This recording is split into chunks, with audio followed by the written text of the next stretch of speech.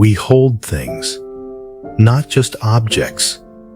We hold identities, relationships, versions of ourselves we once were, and versions we were afraid to become.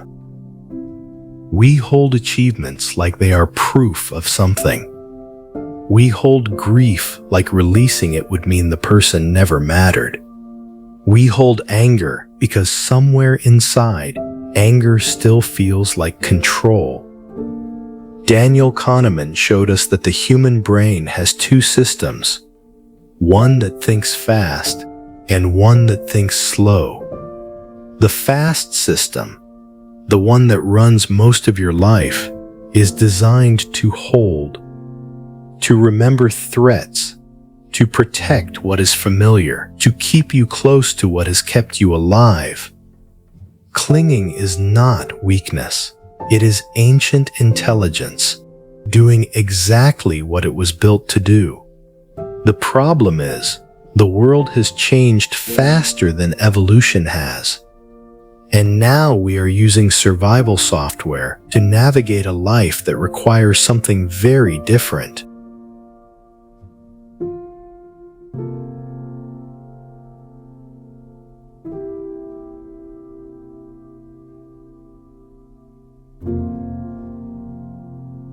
Bessel van der Kolk spent decades studying what happens to people who cannot let go. His conclusion was both simple and devastating. The body keeps the score. What the mind will not release, the body holds instead. Think of someone you know, or perhaps yourself, who went through something years ago, a loss, a betrayal, a moment when the world shifted beneath their feet, and even now, when that memory surfaces, the chest tightens, the breath shortens, the jaw closes. That is not imagination. That is the nervous system still standing guard at a door that no longer needs protecting. The same neural pathways that process physical pain, process social and emotional loss. Holding on to what is gone costs the body the same currency as an open wound. Daniel Siegel calls this the difference between being a character in your story and being the author of it. When we cannot let go, we are not writing the story. We are being written by it. And before we go further, something important needs to be said. If you have lost someone, if you have been through something that changed you permanently, this is not asking you to minimize that. Not for a single moment. Grief is not a problem to be solved. Loss is not a wound to be rushed. What we are exploring here is not the erasure of pain. It is the difference between pain that moves through you and pain that becomes you. Your loss was real. Your grief is valid. Your story matters. And within all of that, there may still be one small thing, held just a little tighter than it needs to be. That is all we are looking at.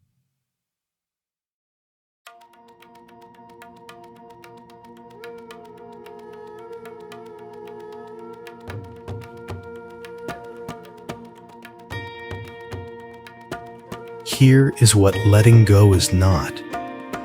It is not forgetting. It is not pretending it didn't matter. It is not weakness. Stephen Hayes, one of the most cited psychologists alive, spent his career studying what he called cognitive fusion. The moment when you and your thought become the same thing, when I failed becomes I am a failure. When I lost someone I loved becomes I am lost. When this matters to me becomes without this, I do not exist. He describes it this way. Imagine you are holding a book so close to your face that all you can see are the words. You cannot see the room. You cannot see the people. You cannot see the light, just the words. Diffusion is simply lowering the book. The words are still there. They still matter.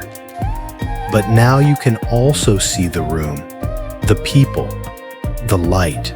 Tara Brach, a psychologist and meditation teacher, puts it even more simply. You are not the weather. You are the sky. The storm passes through you. You do not become the storm. Every contemplative tradition arrived at the same understanding through a different door. The Buddhist calls it non-attachment. The Stoic calls it preferred indifference. The Sufi calls it fana, the dissolving of self into something larger. The Vedantic calls it vairagya, dispassion without coldness. Different maps, same territory.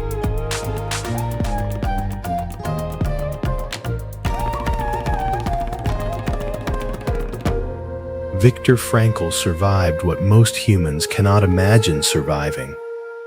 He lost his family, his work, his freedom, his future as he had imagined it. And what he found, on the other side of losing everything, was not emptiness. It was clarity. When everything that could be taken had been taken, something remained. He called it meaning. Not happiness, not achievement, not identity, meaning.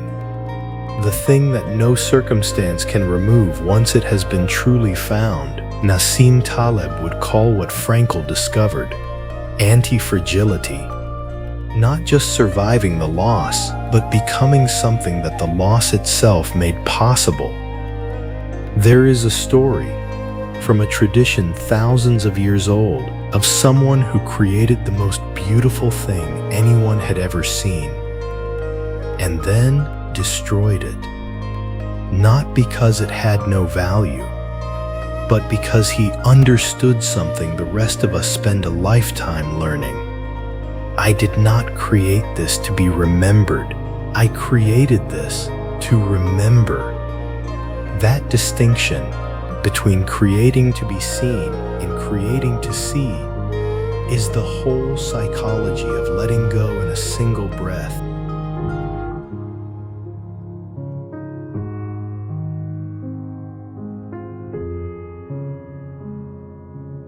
And now, I want to invite you to try something. But first, let's take a moment to gently understand who this is meant for and who it may not be for. This is a gentle practice for moments of ordinary difficulty. Please do not attempt this exercise if you are currently experiencing severe anxiety or panic, if you are on antipsychotic medication and feeling unwell today, if you have recently experienced acute trauma, or if you have consumed alcohol or any substance. In any of these situations, please close this video and reach out to someone you trust or a mental health professional. This practice will still be here when you are ready. There is no urgency.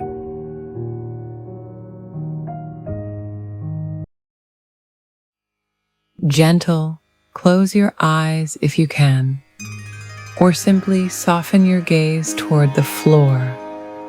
Take one breath in slowly.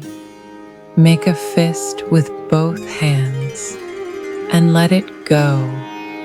Now make a fist with both hands, gently, not tight, just closed.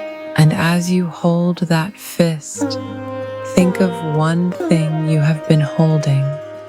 It doesn't have to be big. It doesn't have to be old. Just one thing that has been sitting in your chest a little heavier than it should. A worry, a regret, a version of yourself you keep trying to protect. Feel the weight of it in your closed hands. Now, very slowly, begin to open your hands, not all at once. finger by finger. As each finger opens, you are not destroying what you held. You are not saying it didn't matter. You are simply choosing to carry it differently. When your hands are fully open, palms facing upward, notice what that feels like in your chest, in your shoulders, in your breath.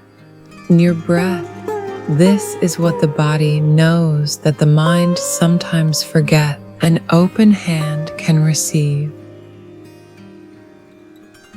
A closed fist can only hold what it already has. You don't have to let go of everything today, but perhaps just this one thing, just for this moment, can rest in open hands instead of a closed fist. Take one more breath, and when you are ready, come back. And as you come back, notice your body first, not thinking about it, just feeling it. How does your chest feel right now? Your shoulders, your hands, still open perhaps? Your breath? Has it changed at all? Just notice. And whatever you find, if you feel lighter, that is welcome. If you feel the same, that is welcome too. If something feels more present than before, more tender, even a little harder to hold, that is also welcome. This exercise is not a test. There is no correct feeling. There is no wrong answer. If nothing shifted today, you have still practiced something important. You showed up. You paid attention. You were honest about what you found. That is not nothing. That is everything. And if something felt worse, please be gentle with yourself. Some things we hold need more than one moment of open hands. Some things need time. Some things need support. This is not failure. This is honesty. And honesty is where every real change begins. Take a few more seconds. Just feel whatever is there. Let it be there. The Heartfulness tradition puts it beautifully. The mind after stillness is like fresh cement. Whatever lands on it in these first moments lands deep. You have just shifted something. Even if you cannot feel it yet, give it a moment before the world asks something of you again. Your eyes can open when they are ready. There is no hurry.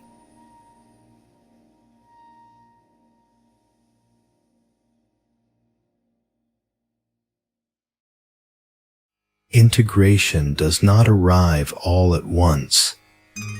It arrives in small moments. The morning you wake up and notice, before anything else, the cup of tea you hold with both hands, because it is warm and you are cold, and that is enough. The breath you take before you answer instead of after. The moment on the street when a child runs past and you turn to watch them go, instead of continuing forward. These are not grand gestures. These are not breakthroughs. They are something quieter, the accumulation of small choices to be where you actually are, rather than where your mind has already gone. Kolk wrote, "The body is where we live, not in the past we carry, not in the future we fear. Here, in the breath, in the hands, in the warmth of an ordinary cup." Brach calls it the sacred ordinary, the life that is already happening while we wait for our real life to begin. You do not need a retreat. You do not need a diagnosis. You do not need permission. You need only this moment, these hands, this breath, and the willingness to let what has already passed pass, and what is here pass, and what is here simply be here